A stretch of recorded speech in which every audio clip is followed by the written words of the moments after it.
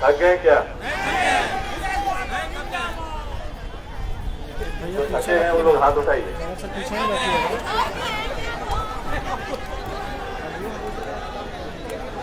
जो थक गए हाथ उठा लीजिए, और जो नए थके हैं वो लोग हाथ उठाइए।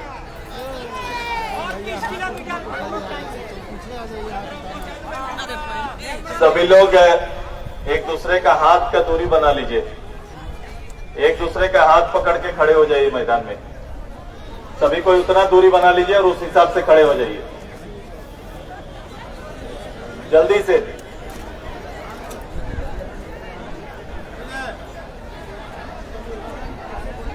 रेडी हो गए?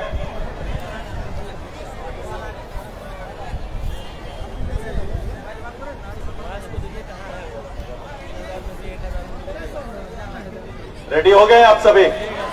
हाथ खड़ा कर लीजिए, फिर तब हाथ खड़ा करिए सब कोई। उसी तरह दूरी बना के खड़ा कर लीजिए सब कोई।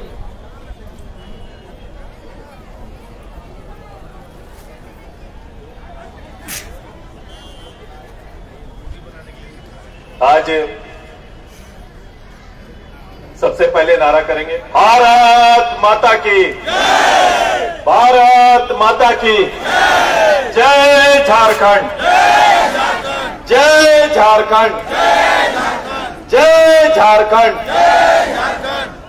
मैं अपने इस झारखंड के सामाजिक न्याय मार्च में आए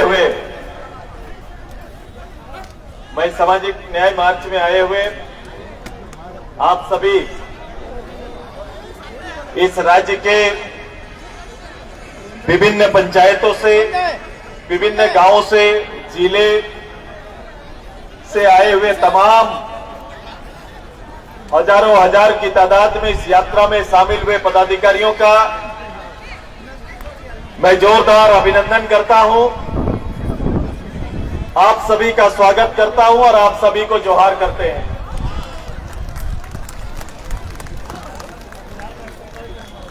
जोहार। आज एक इनकलाबी कार्यक्रम, क्रांतिकारी कार्यक्रम, और पूरा ये महीना न्याय माह के रूप में हम सभी लोगों ने डिक्लेयर किया था। इसके तहत हर जिले में कार्यक्रम,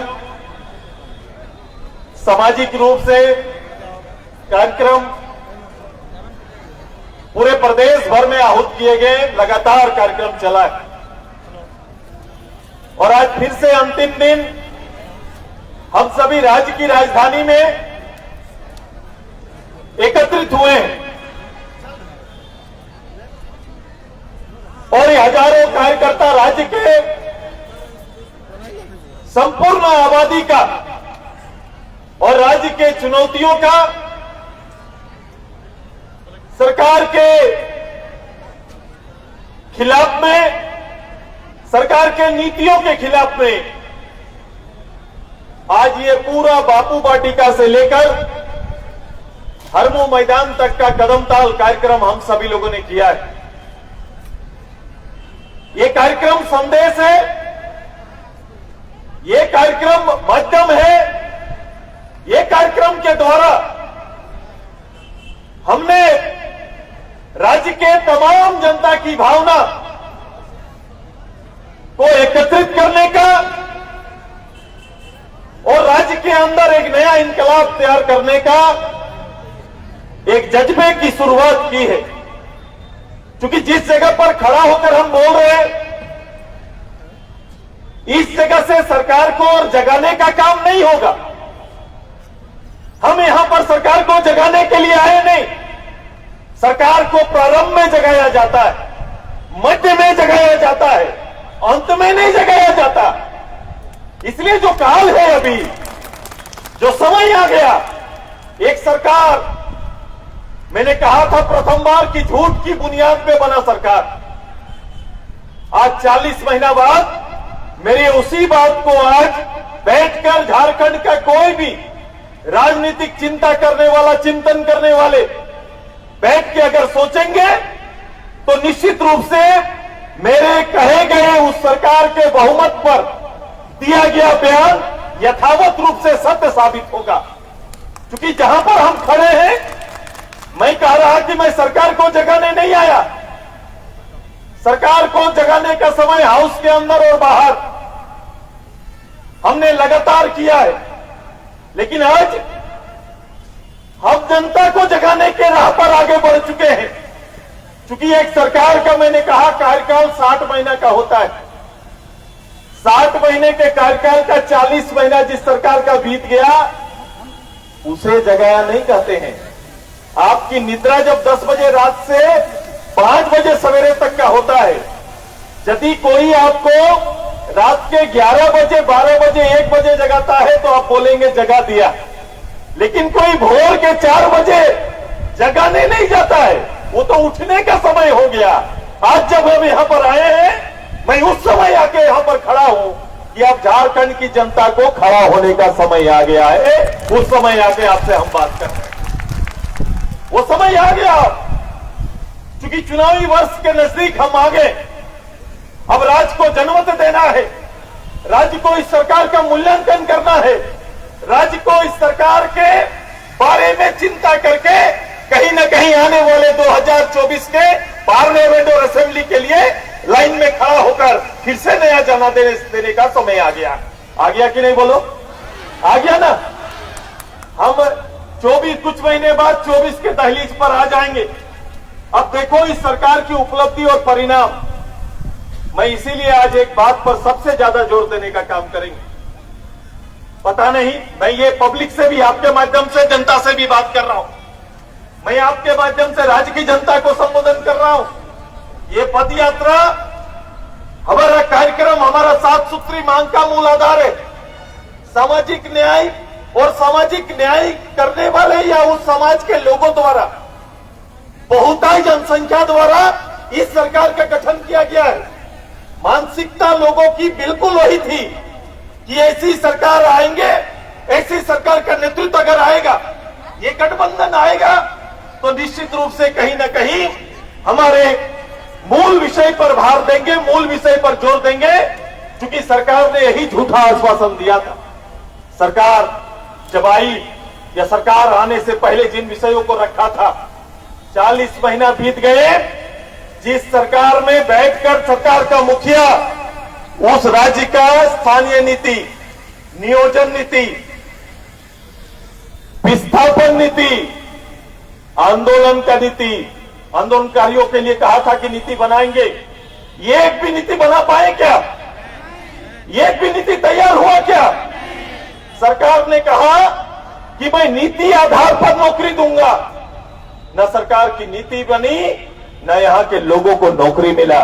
इस सरकार ने यहां के पढ़े लिखे नौजवान को, इस सरकार ने सब्सिडी के नाम पर किसान को, इस सरकार ने नियोजन के नाम पर, विस्थापन के नाम पर यहां के मजदूरों को, शासन के नाम पर यहां के लोगों को ठगने का काम किया है।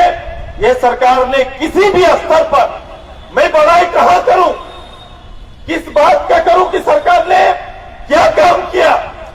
सरकार बीच में जब जोहार यात्रा में निकली तो मुझे लगा कि सरकार उपलब्धियों की पोथी लेकर निकली है।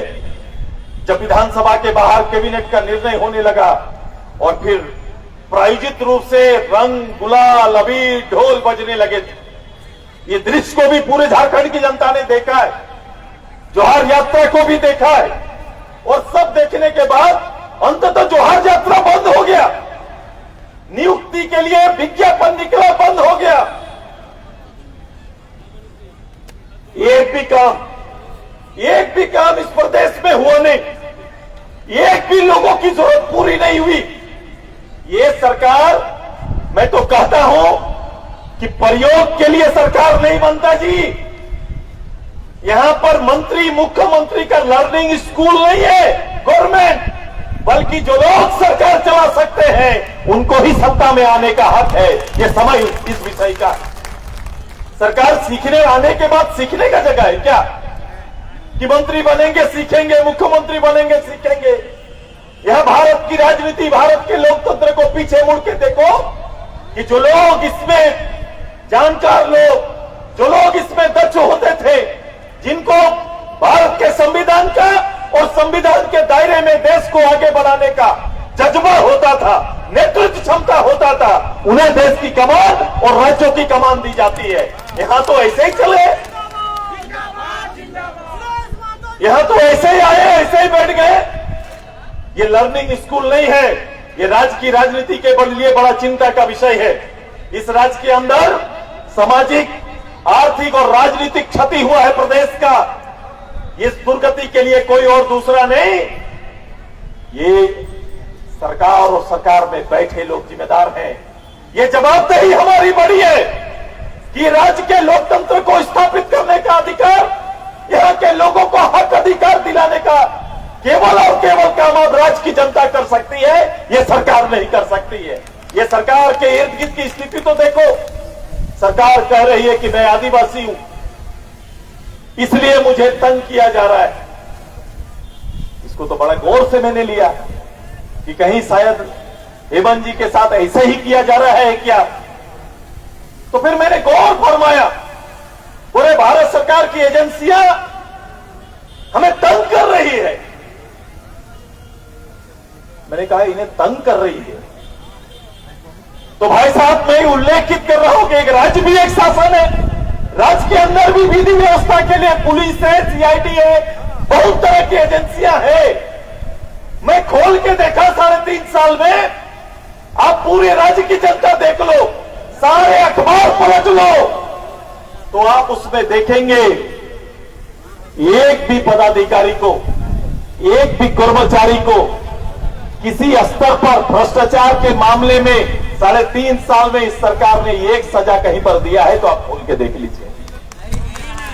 एक भी पदाधिकारी, इंजीनियर से जेई तक, कोई वरीय पदाधिकारी से जो ब्लॉक लेवल का किसी पदाधिकारी को दंडित करते हुए इस सरकार को देखा है क्या? आपने देखा है, सुना है क्या? ऐसा हुआ नहीं।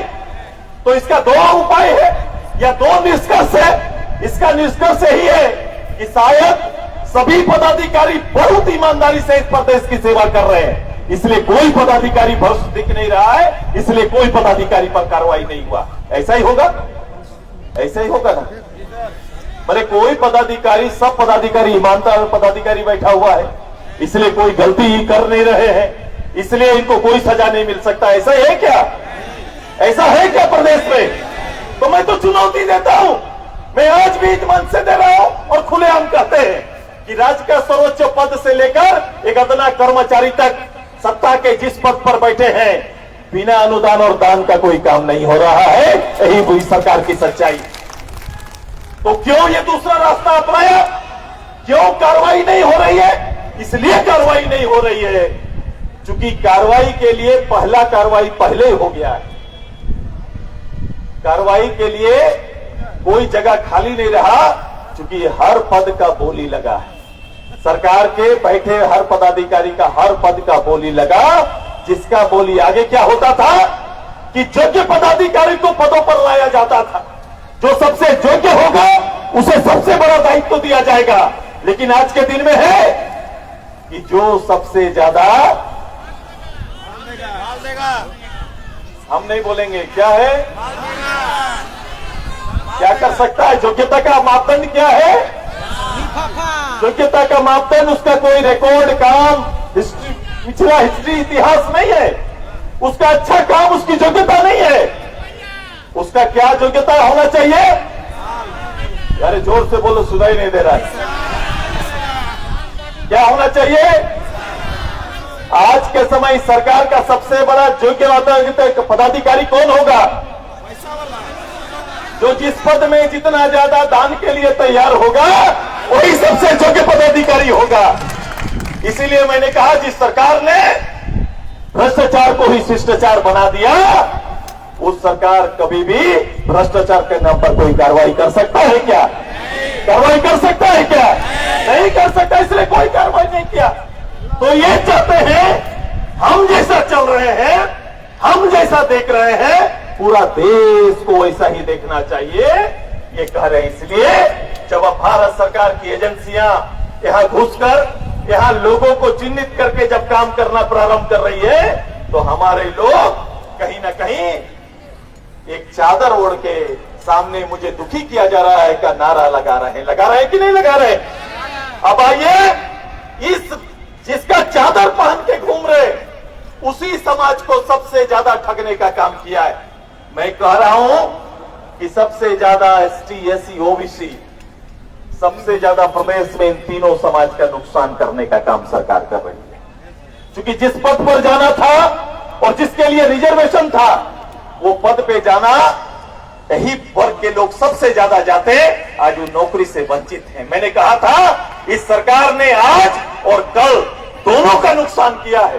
सरकार ने आज का नुकसान इसलिए किया क्योंकि पढ़े लिखे योग्य लोग जिनको आज एग्जाम में बैठना था, परीक्षा की तैयारी करनी थी, नौकरी पर काबिज होना था, वो कहीं ना कहीं सड़क पर खड़ा होकर अपना हक मांगने के लिए विवश है।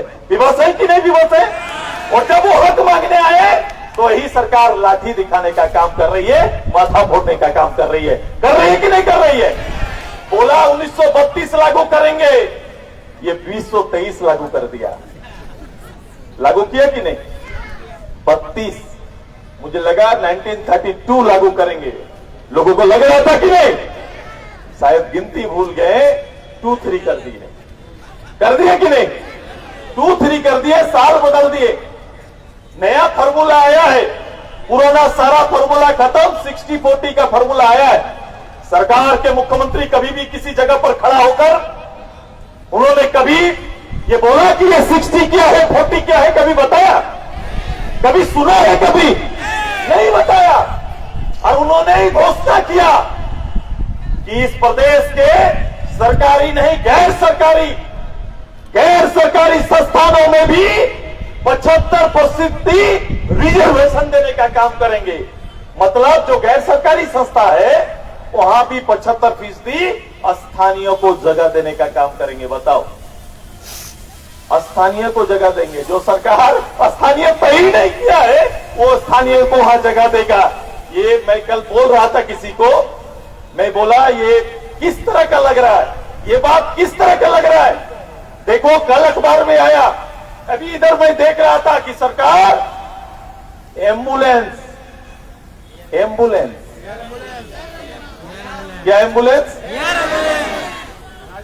रोड एम्बुलेंस नहीं, एयर एम्बुलेंस। इस राज्य के प्रखंड में और किसी हॉस्पिटल को अभी रोड एम्बुलेंस तक नहीं मिला, ये सरकार एयर एम्बुलेंस का बात कर रहा है। एयर एम्बुलेंस में गरीब को ले जाएंगे, ये बात कर रहा है कि नहीं?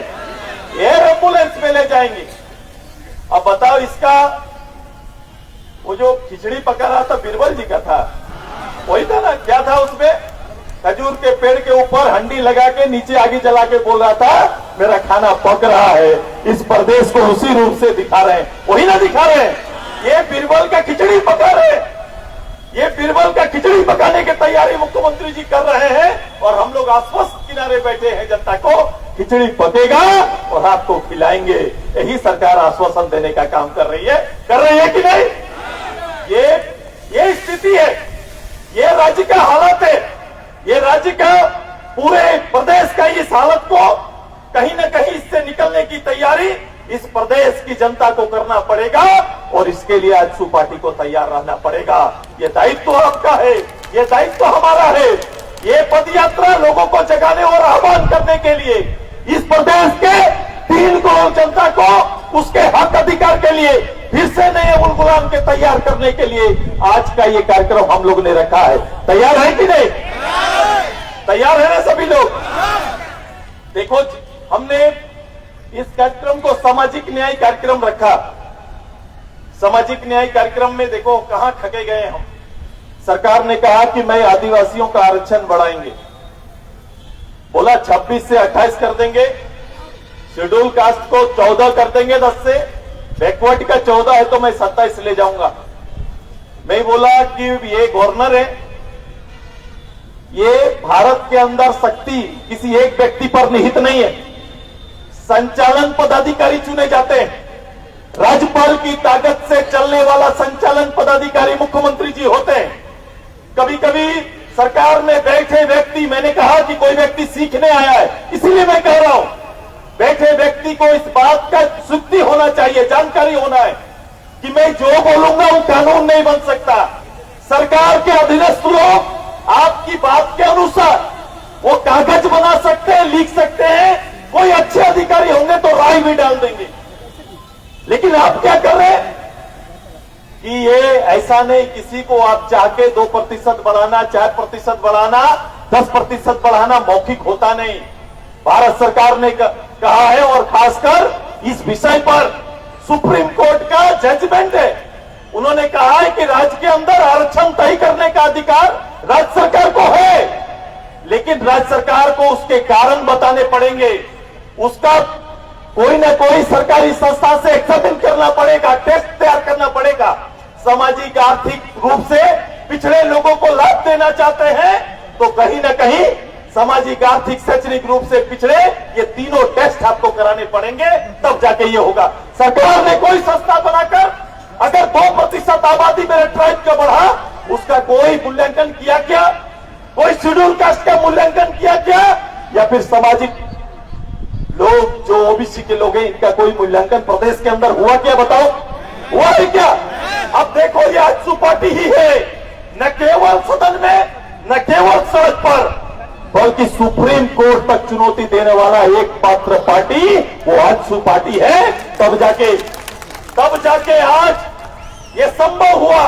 हमने पंचायत चुनाव में मैंने कहा था कि पंचायत चुनाव में ओबीसी का आरक्षण तय करो, जो पूर्व काल में इस प्रदेश में हुआ, सरकार ने अनदेखी किया।